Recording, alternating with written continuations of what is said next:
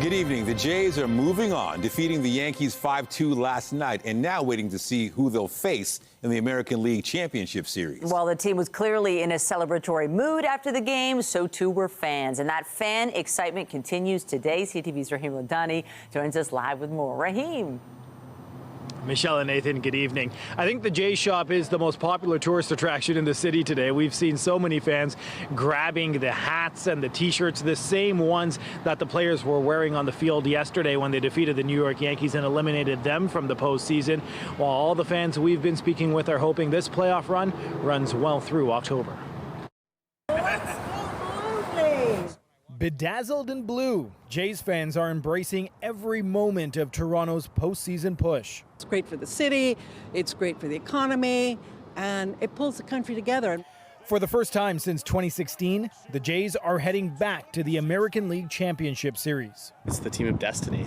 I'm inspired. I have been a fan since day one. I was 93. I was here when we won the World Series, so this is very exciting for me. Start spreading the news. We're going! In the Bronx, the teams popped bottles of champagne after eliminating the New York Yankees from the postseason. And Vladimir Guerrero Jr. The Yankees lose. Taunted, tortured Yankees fans Wednesday night. I'd like to show you one of my prized possessions. Watching it all unfold from her home was 88-year-old Joyce Zweig. Well, I thought I was going to have a heart attack. Zweig and her family have been to every Jays home opener since the inaugural one at Exhibition Stadium back in 1977. I did not believe that we really were going to have a major league team in Toronto. It was a terrible day. It was cold, it was snowy. Even as a lifelong fan, though, Zweig wasn't able to snag a seat for the upcoming ALCS home games.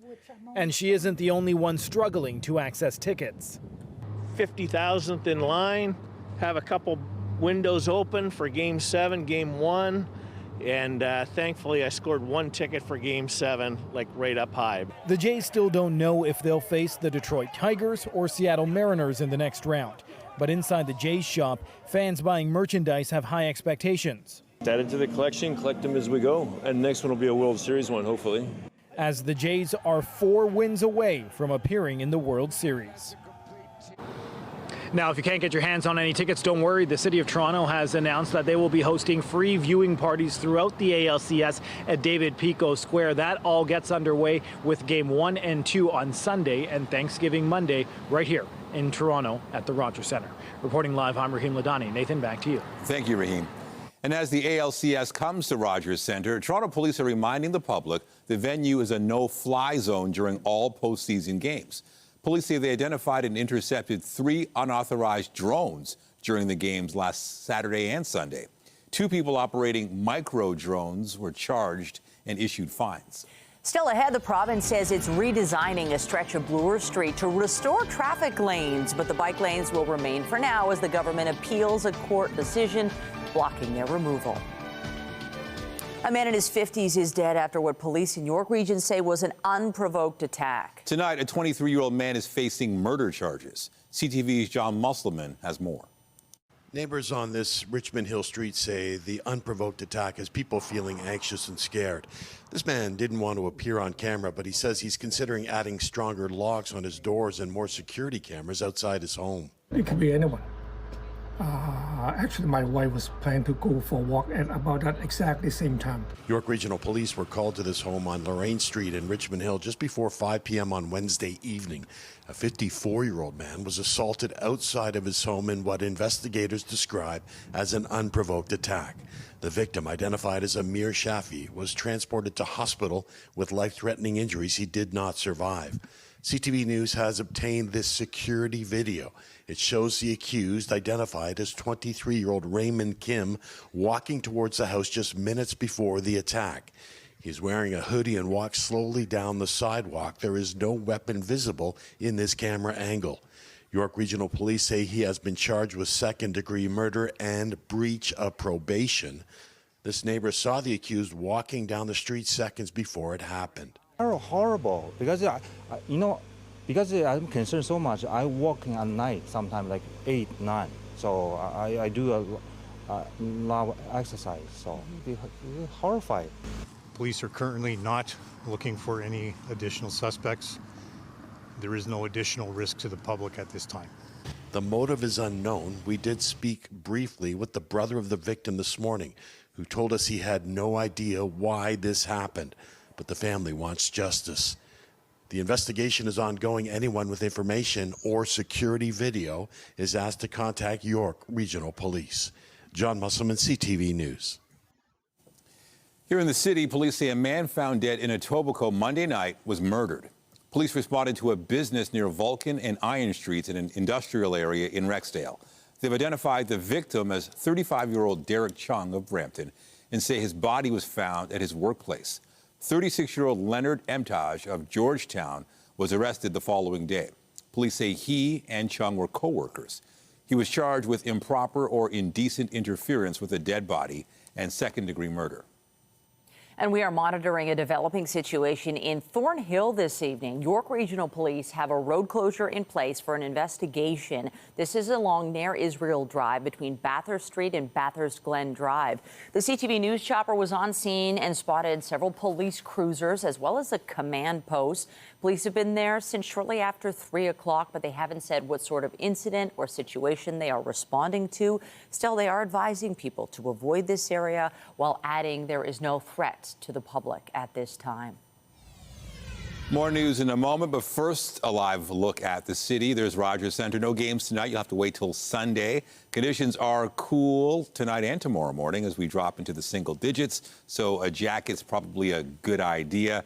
And later in the day tomorrow, we do expect more seasonal weather with some sunshine. Lindsay Morrison is here with a look at the current conditions, and Rogers Centre looks so peaceful right now. It really does, Nathan. I wish today was a game day because maybe there would be a chance of the dome being open. Sunday, it looks less likely, but we'll get to that in your Thanksgiving long weekend forecast. Let's talk about right now. It is 11 degrees in Toronto. Today certainly was a cooler day compared to what we've had recently. Easterly winds, light in nature, barely a cloud in the sky today. Beautiful blue sky at that.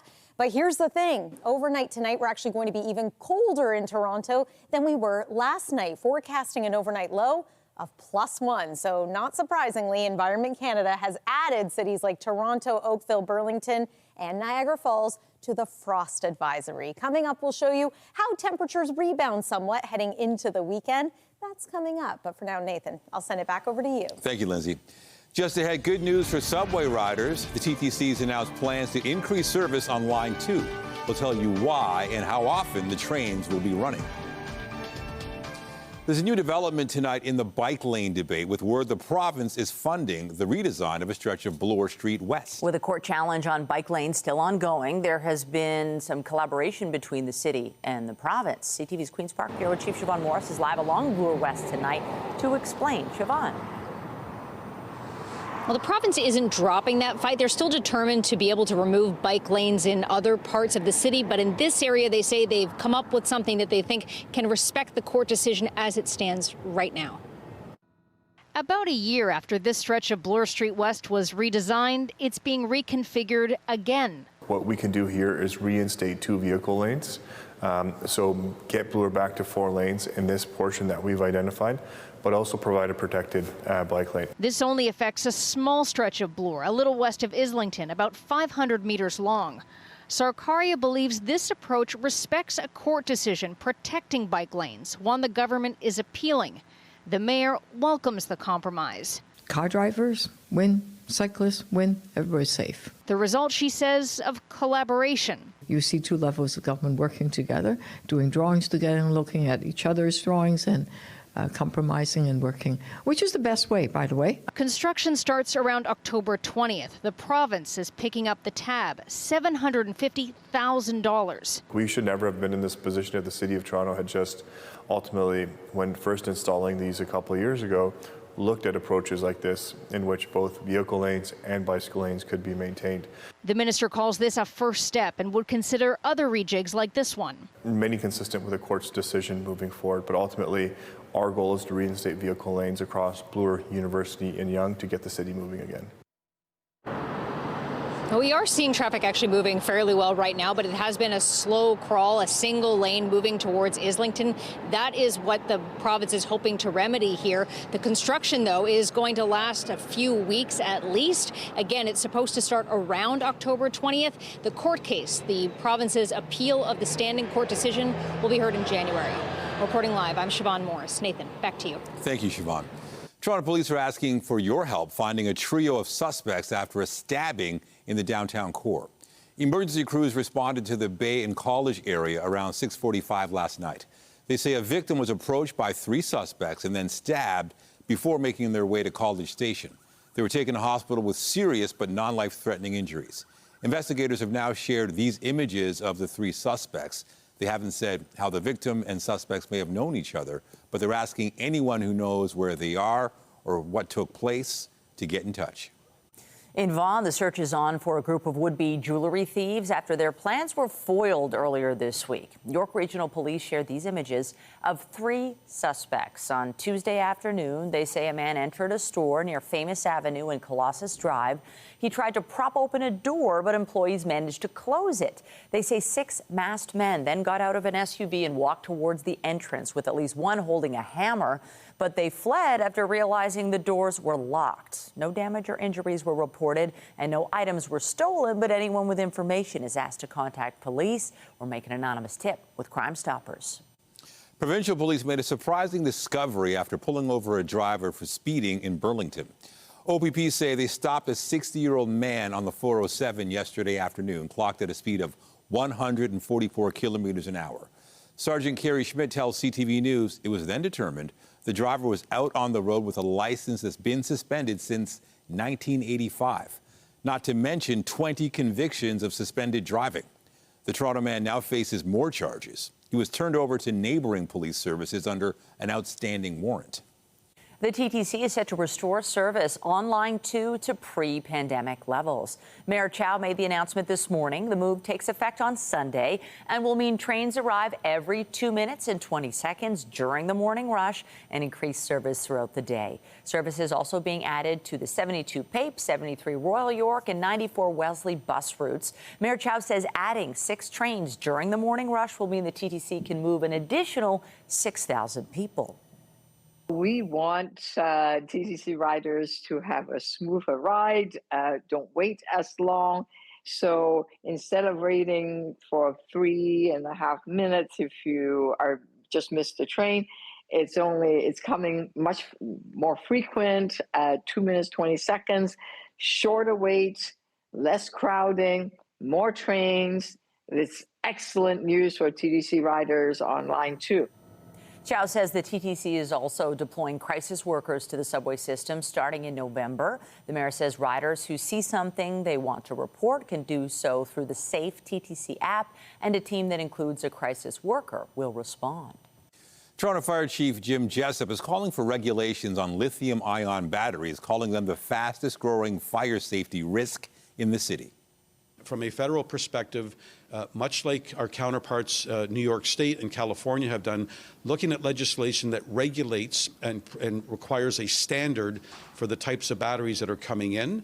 And from a provincial perspective, we look forward to working with our partners on potential amendments to the Ontario Fire Code with respect to, as the councillor noted, the number of mobility devices that may be able to be stored.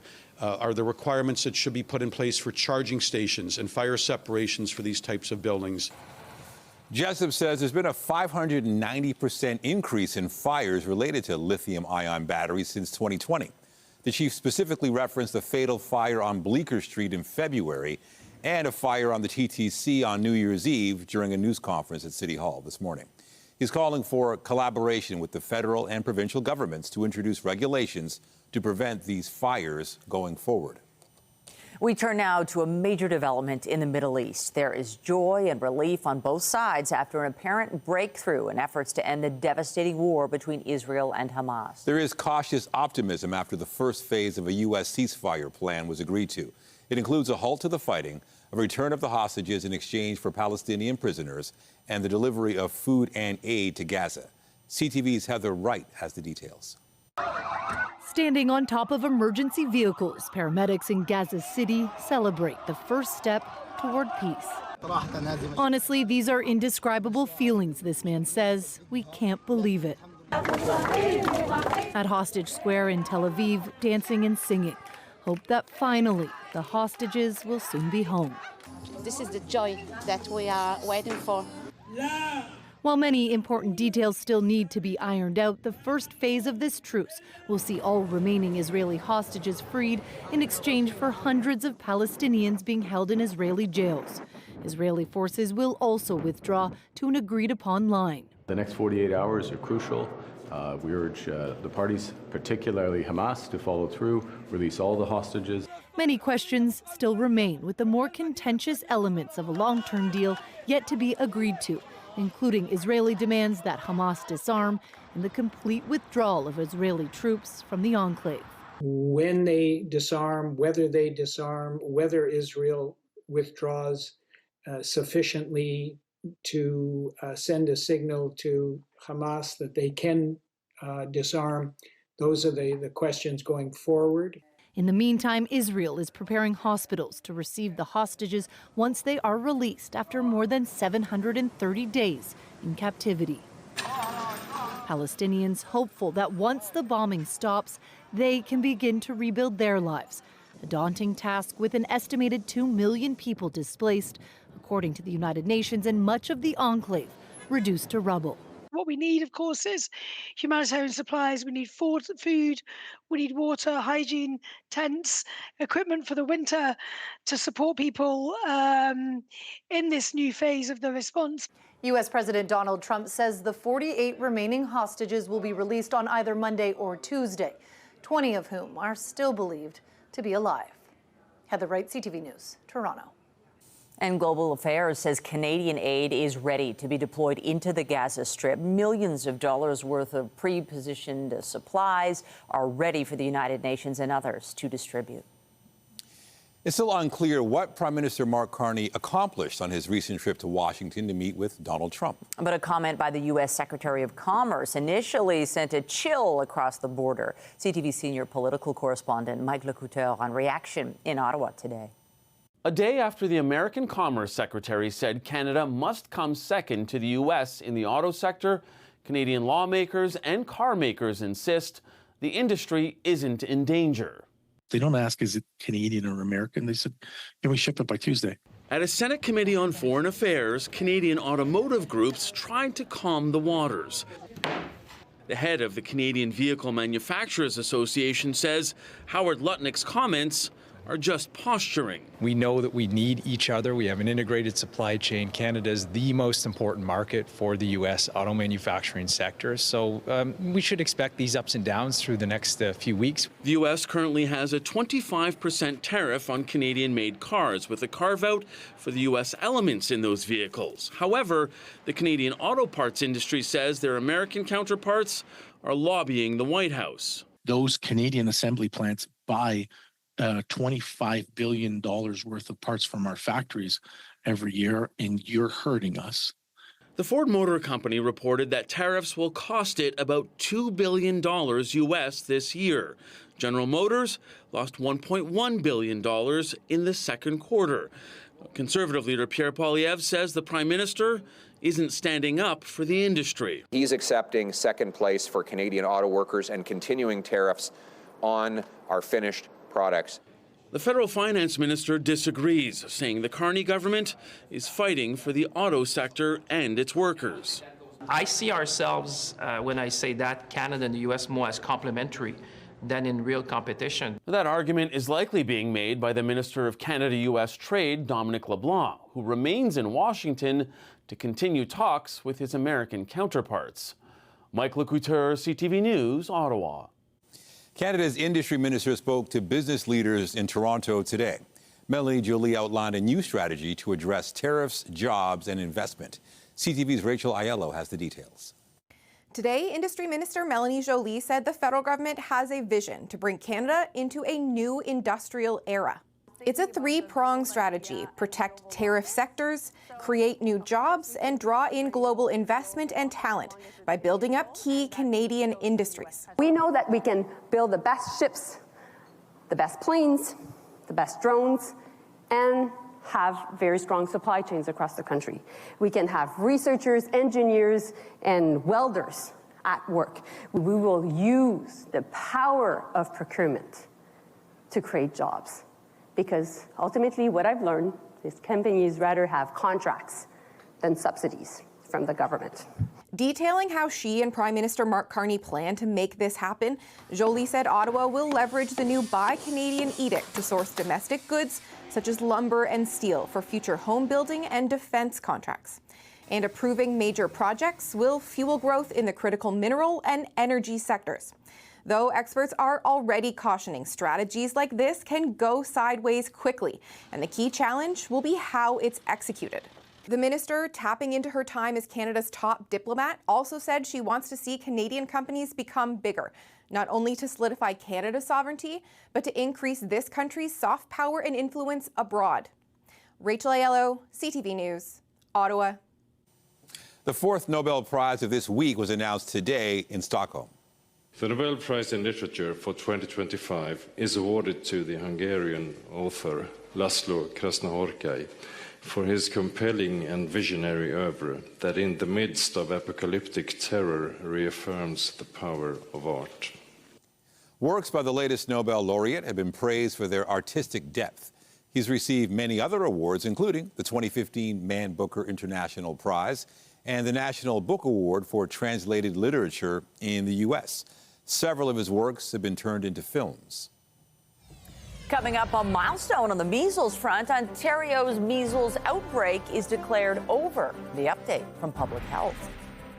And I'm Pat Foran. Coming up on Consumer Alert, romance scams continue to be a huge problem for hundreds of Canadians looking for love. A Toronto man says he was scammed out of $80,000. One group says banks need to do more to protect their customers. All of that story, that's just ahead.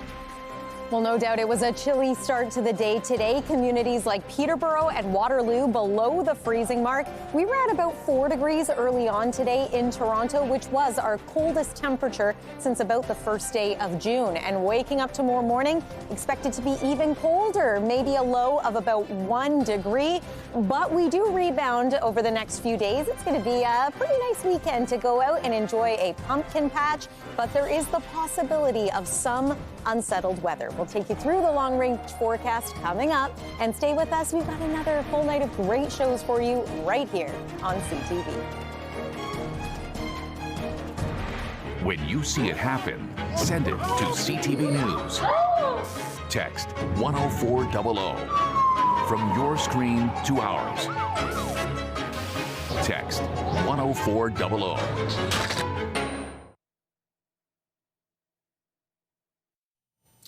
Romance scams continue to be one of the most common frauds in Canada, and now they're more likely to be linked to investment scams. People looking for love are convinced to invest in cryptocurrencies, and so far this year, victims have lost more than $54 million.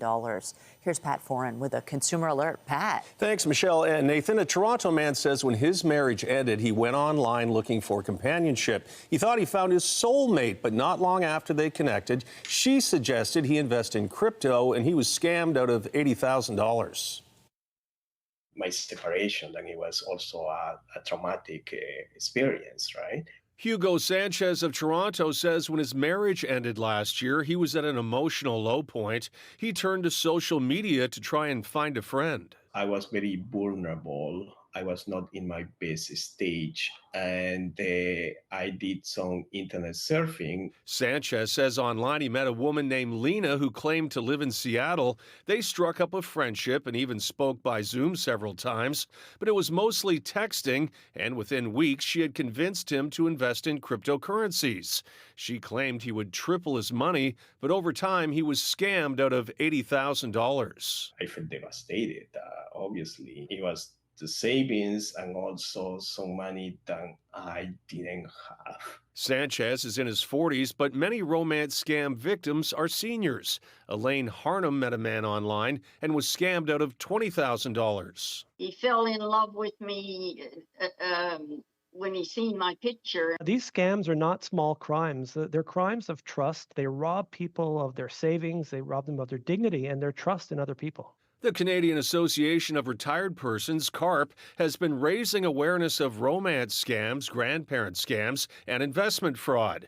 It's calling for tougher criminal code penalties, mandatory fraud prevention at banks and telecoms, a trusted contact person program, victim recovery mechanisms, and a national coordination effort to share data. CARP also feels banks must do more to prevent fraud. If you lost $80,000 or $100,000, that money has been transferred out of your account using an electronic system that is run by the banks, and we think it's incumbent on the banks to play more of a role in protecting their clients. Sanchez wanted to share his story to warn others. This might be real, this might be something that makes sense, but at the end, everything was fake. And be careful if someone you meet online seems too perfect or things move too quickly. Other warning signs: they can't meet in person. They tell you to keep your relationship a secret. They ask for money or encourage you to invest in platforms that they suggest. On your side, I'm Pat Foran. If you have a consumer story idea, email us at alert@ctv.ca.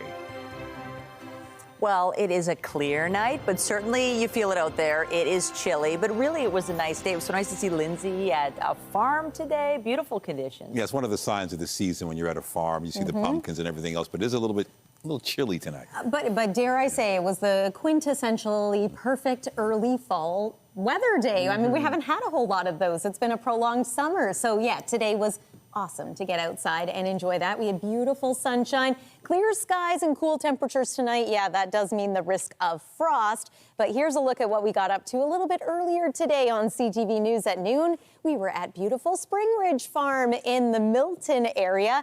Yeah, this is the time of year where you want to get outside, maybe enjoy the corn trail, enjoy things like the pies that they offer in the marketplace. This is such a great place for families to go and enjoy fall weather, especially on a weekend like this, a long weekend for so many with Thanksgiving just now a couple of days away. We asked Farmer John about this year's pumpkin crop. Here's what he had to say. The pumpkin crop is really good. You'll find this year with the lack of rainfall, there's lots of meat in the pumpkins, so they're nice and heavy, well shaped, and good handles on them. Last year with all the rain, they were a little softer. So this year, I think the staying quality is going to be a lot better. Yeah. So we're happy with the crop. There's lots of variety, lots of shapes, lots of sizes. So yeah, if you want pumpkins, now is a good time to get them. And if you're thinking of maybe picking up a pumpkin to put on your porch, I got a good tip from Farmer John, too. He says with Halloween being on a Friday this year, maybe Monday or Tuesday of that week is the ideal day to carve it. So there you go. Happy pumpkin patching, everyone, this weekend. I want to talk about the temperature. We've gone down a degree or two in the last 2 hours here in Toronto. Peawanuck in the far north has gone up a degree or two in that same time span. So a bit of a difference depending on which part of the province you are joining us from. Tonight, though, it is going to be cold. We don't have any cloud cover acting as insulation or a blanket. We are exposed with the clear sky. The winds are going to calm down for tonight. And yes, with our temperature around 1 degree in Toronto, there is a risk of frost. Check out Peterborough -3, -5 tonight in Bancroft. Added to this frost advisory, cities like Toronto, Oakville, Burlington, and Niagara Falls. Same thing as yesterday. You'll want to do what you have to do to protect any frost-sensitive plants or crops that you may have. That may mean covering it with a blanket. It may mean bringing it inside if you can. Tomorrow, after a chilly start in the morning, we're going to rebound quite nicely in the afternoon. Now suddenly we are above seasonal at 17 degrees. 15 is the norm. And right across the board, it's looking like a lovely day. 17 degrees, mainly sunny skies in Woodstock, as well as Innisfil. 16 for you in Ajax, 16 in Gravenhurst, and 15 in the Cobourg area. Here's our current satellite and radar. It all looks calm, it all looks pleasant, but unfortunately, things have changed a little bit when it comes to your weekend forecast. So this high pressure really isn't able to hold on anymore. We've got an upper low that's starting to develop over Manitoba, northwestern Ontario, and that is going to drift its way toward us here in the lower Great Lakes. It's going to bring some cloud cover, and it might bring a few showers as well. Here's tomorrow afternoon. So a mainly sunny start to your Friday, then the cloud cover increases. First chance of showers happens through the overnight hours, and then waking up on Saturday, some areas are likely to be impacted by this. Not everyone. It's not looking like a washout, but that chance of showers is going to be there. Another round could impact us into the early evening, but I also see signs of some clearing. And then for Sunday, it looks like a mostly cloudy day at this point. It's just about a 30% chance of showers for now. Early Monday morning, possibility of some wet weather, but I think the afternoon is going to be lovely. Mix of sun and cloud, maybe mostly cloudy skies at times. And overall, the weekend does bring us temperatures that are seasonal or slightly above. Here's an early look at what you can expect through next week. A little more cloud cover than we've suddenly become used to having, but it's not a bad looking long range forecast. I think it's going to be a pretty nice one, actually, for any travel plans to visit family for Thanksgiving. The weather shouldn't be too disruptive. And if you do want to get outside to a pumpkin patch or enjoy the fall foliage, this looks okay, in my opinion. That's your look at the forecast for now. Nathan, over to you. Thank you, Lindsay. Also tonight, targeting disease from the inside using internal radiation, a groundbreaking approach to treating kidney cancer that could one day become the medical standard.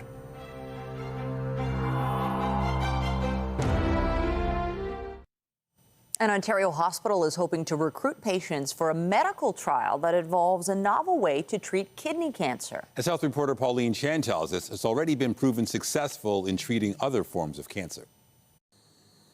Currently, the standard therapy if kidney cancer hasn't spread is surgery.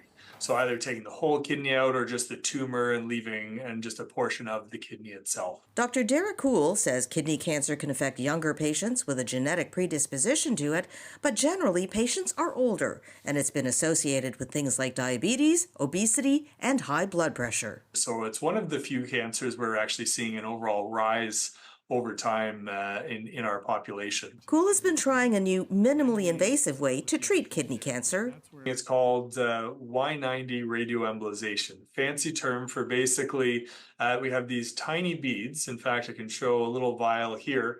They're tiny little glass spheres. A catheter is inserted through the patient's groin. We navigate that all the way up under X-ray until we get to the arteries supplying the kidney. A water solution is pumped into the tubing, carrying the radioactive beads. So then they travel along this catheter all the way through into the patient and then get delivered out the end of our catheter. Directly to the tumor. So the radiation will be slowly given over the course of about 2 to 3 weeks before it's really essentially bland. We have a lot of experience using this technology for treating liver cancers for about the last 20 years, and it's been really effective with very, very few in the way of side effects. So far, Kuhl has done the procedure on 3 patients, and they're hoping to do a total of 16 as part of their trial. Pauline Chan, CTV News. The province is set to spend $250 million expanding access to publicly funded fertility treatments. The Ministry of Health says the cash injection will support 25 clinics, including 6 additional IVF clinics. Health Minister Sylvia Jones says the government's goal is to help Ontarians start and grow their families by shortening wait times. Officials expect the investments will triple the number of families benefiting from the publicly funded program. This comes after Stats Canada recently reported the country's total fertility rate hit a new low last year of 1.25 children per woman. Ontario's measles outbreak that began almost a year ago is now over. Public Health Ontario says it made the declaration Monday following national guidelines. At that time, 46 days had passed since someone linked to the outbreak developed a rash. No new cases have been reported in recent weeks. The spread started last October, linked to someone who got measles in New Brunswick. Nearly 2,400 cases were reported in that time, with 165 requiring hospitalization. 95% of those patients were not immunized, most of them aged 19 and under. One baby died in southwestern Ontario after the mother was infected with measles and gave birth prematurely. We've got breaking news out of New York. A U.S. judge has tossed a defamation lawsuit brought by Drake against his own record label. They not like us. They not like us. They not like us. Drake had sued Universal Music Group amid his feud with fellow rapper Kendrick Lamar. Drake had argued the label published and promoted Lamar's track Not Like Us, even though it included false allegations against him, and suggested listeners should resort to vigilante violence. UMG denied the allegations, and a judge today said the case could not proceed as the alleged libelous words were opinion. Drake's team has not commented. More than 6 years after the last episode of Game of Thrones, HBO is sharing the trailer for another prequel series. What's your name? Sir Duncan the Tall. Never heard of him. Do you know every knight in the Seven Kingdoms, then? The good ones. A Knight of the Seven Kingdoms is based on a series of short novels by author George R.R. Martin. The plot takes place a century before the events of Game of Thrones, but in the same world. HBO describes it as an endearing tale centered on the adventures of a young knight and his squire. It's the second prequel series for Game of Thrones after House of the Dragon. The 6-episode season streams January 18th. After the break, start spreading the news. American fans of the Yankees sound off after losing to Canada's team and watching the Blue Jays' champagne-soaked celebration.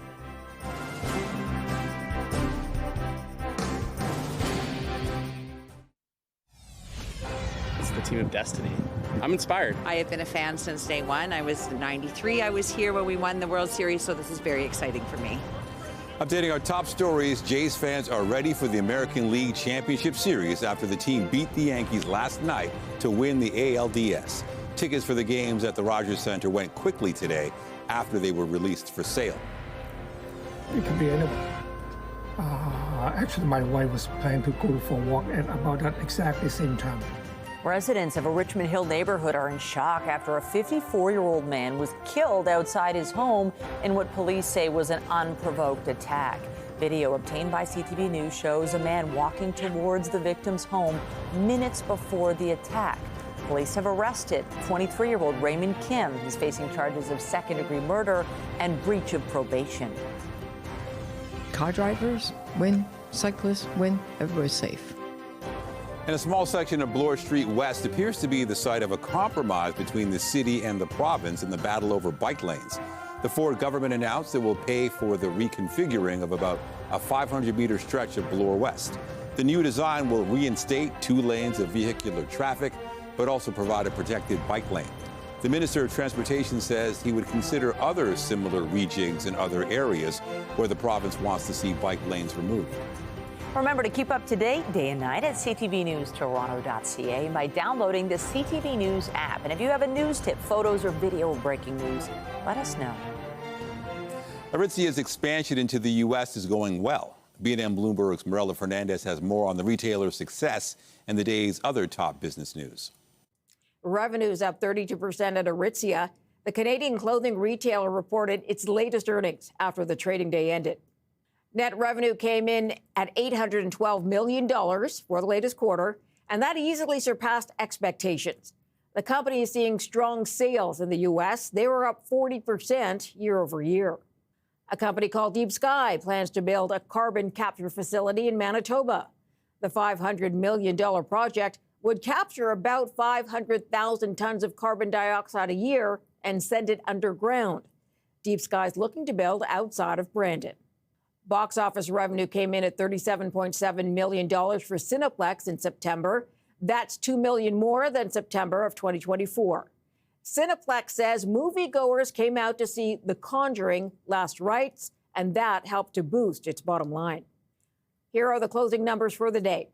The Canadian dollar is down more than 1/3 cent to 71.30. West Texas Intermediate crude is down close to $1 to 61.03. Western Canadian Select is up to 51.43, and the TSX dropped 232 points today. Those are your business headlines. I'm Mirella Fernandez. The Business Report is brought to you by Canadian Western Bank, the bank built for business. YouTube is moving ahead with plans to welcome some previously banned users back onto its platform. This comes after the site removed some high-profile accounts a few years back for spreading misinformation about the 2020 presidential election and COVID-19. Lawyers for Google recently told Congress they'd let some creators who'd broken those rules return, now that they're no longer in place. YouTube said not every type of termination will be eligible for reconsideration.